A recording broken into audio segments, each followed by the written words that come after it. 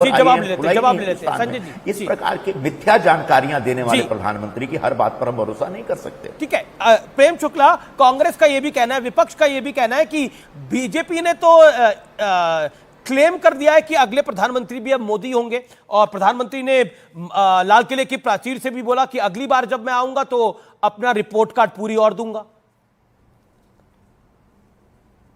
देखिए, India is Indira, Indira is India घोषित करने वाला जिनका इतना अहंकार की वृत्ति रही हो, उनका 140 करोड़ के परिवार की सेवा करने के कारण उस सेवा भाव वाले व्यक्ति का फिर से सेवा का अवसर प्रदान करने के बारे में विश्वास प्रकट करना, यह अहंकार हो गया।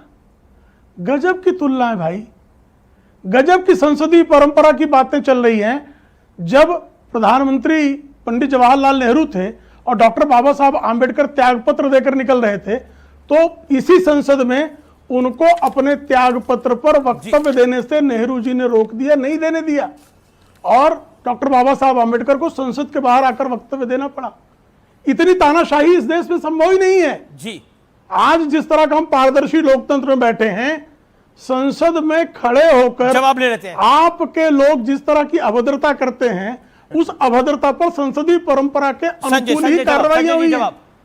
एक भी कार्रवाई ऐसी नहीं है जिसकी परंपरा ना रही हो, जिसकी नियमावली का पालन ना किया गया हो। देखिए संजय जी, आज तो प्रधानमंत्री ने कह दिया कि अगली बारी भी मैं आऊंगा और आपको अपनी रिपोर्ट कार्ड दूंगा, और परिवारवाद पे भी बोले, भ्रष्टाचार पे भी बोले, और तुष्टीकरण पे बोले, बोला तुष्टीकरण से आजादी चाहिए। अब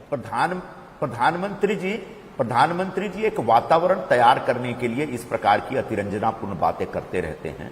जब पश्चिम बंगाल में चुनाव चल रहा था तब कहते थे कि हम 200 से ज्यादा सीटें लेके आएंगे, अमित शाह कहते थे, प्रधानमंत्री मोदी जी कहा करते थे।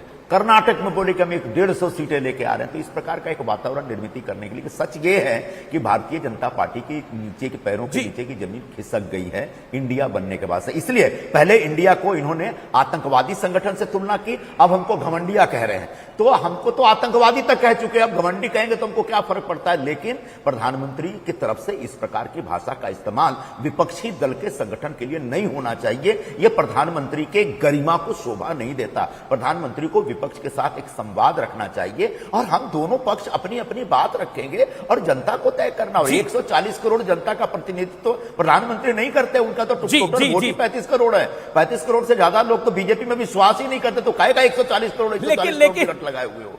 इस सरासर मतलब। लेकिन लोकतंत्र तो यही है कि जहां पर जिसका जितनी सीटें मिलती हैं, जिसकी संख्या भारी होती है, उतनी बड़ी हिस्सेदारी हो जाती है। लोग संसदीय प्रणाली में तो यही है। संजय जी, ओके, बोलिए प्रेम शुक्ला, 30 सेकंड बोलिए। 140 करोड़ के नहीं होंगे, 30 सेकंड होंगे। सोच लीजिए कितनी जो है क्षुद्र सोच पे हमारा विपक्ष जी रहा है। कैसी उनका चिंतन प्रक्रिया पूरी तरह से दिवाला पीट चुका है। 140 करोड़ के ही प्रधानमंत्री हैं आदरणीय नरेंद्र मोदी जी, और 140 करोड़ के परिवार के प्रधान सेवक हैं वो चांदी का चम्मच लेकर पैदा हुए पैम्पर्ड चाइल्ड नहीं है। पैम्पर्ड चाइल्ड का ही परिणाम है कि उसको लोकतांत्रिक परंपराओं का इतना भी ज्ञान नहीं है कि उसकी पार्टी स्वतंत्रता के दिवस पर लाल किले की प्राचीर में जहां सारे देश को एक सुर में आना चाहिए, वहां आने में भी उनका सुर जो है मुझे अब अनुराग भदौरिया का रुख कर रहे हैं, वो लगातार इंतजार कर रहे हैं। ओके, प्रेम शुक्ला। अनुराग भदौरिया, अखिलेश जी ने आज क्या बोल दिया? उन्होंने बोला उत्तर प्रदेश के मुख्यमंत्री जी को देखना चाहिए परिवारवाद के मामले में। वो उदाहरण है परिवारवाद का। योगी आदित्यनाथ उदाहरण है परिवारवाद का, जो सामान्य से घर से आए और शिक्षा दीक्षा उन्होंने पाई और महंत बने गोरखनाथ पीठ के, और वो एग्जाम्पल है परिवारवाद का। कैसे समझाइए जरा। देखिए, सबसे पहले देश की 76वें आज़ादी के दिवस पे मैं पूरे देशवासियों को और आपको, हमारे पैनलिस्ट को बधाई और शुभकामनाएं देता हूं जी। और आज तो मुझे बाकी भारतीय जनता पार्टी की बात पे हंसी आ रही है, जब वो परिवारवाद की बात करने लगते हैं और ये भूल जाते हैं उनके लिए परिवारवाद का मतलब होता है अगर आप हमसे बाहर हैं तो परिवारवाद है, और मेरे साथ आ जाइए तो परिवारवाद में नहीं रहेंगे। जैसे एनसीपी के नेता उनके साथ आ गए, अब परिवारवाद में नहीं है। शिवसेना टूट के उनके साथ आ गई, अब परिवारवाद में नहीं है। चौटाला जी के साथ सरकार हरियाणा में चला रहे हैं, परिवारवाद नहीं है। अकाली दल इनके साथ था सत्ता में तो परिवारवाद नहीं था। पीडीपी के साथ भी इन्होंने सरकार बनाई थी, परिवारवाद नहीं। पासवान जी के साथ भी आ गए, अब मिल गए, परिवारवाद में पासवान जी भी नहीं आते। अब निषाद दल भी नहीं आता उनके में, अपना दल भी नहीं आता परिवारवाद में। कमाल है भाई, आपके पास आ जाओ तो परिवारवाद खत्म, आपसे दूर रहो तो परिवारवाद। भ्रष्टाचार में भी यही है। भ्रष्टाचार अगर बाहर रह के कर गया तो भ्रष्टाचारी है, भ्रष्टाचारी का आरोप लगाएंगे। इनके पास आ गया, अच्छा मेरे पास आ गए, अब आप भ्रष्टाचारी नहीं है। जिन पे आरोप भ्रष्टाचार का लगाते तो उनको मंत्री बना देते, फिर कहते अब भ्रष्टाचारी नहीं है। जहां तुष्टीकरण की राजनीति की बात करो तो हरियाणा में तो इनकी सरकार है, फिर वहां दंगा क्यों हो गया? क्यों नहीं रोक पाते दंगा? जहां इनकी सरकार होती है, जहां इनकी सरकार होती है वहां सत्ता पक्ष का धर्म नहीं निभा पाते, वहां दंगे नहीं रोक पाते। जहां विपक्ष में होते हैं वहां हल्ला मचाते हैं। इसके मतलब सत्ता पक्ष का भी धर्म नहीं निभाते, विपक्ष में रह के भी विपक्ष का धर्म नहीं निभाते। आप कौन सा धर्म निभा रहे हैं? क्या हुआ?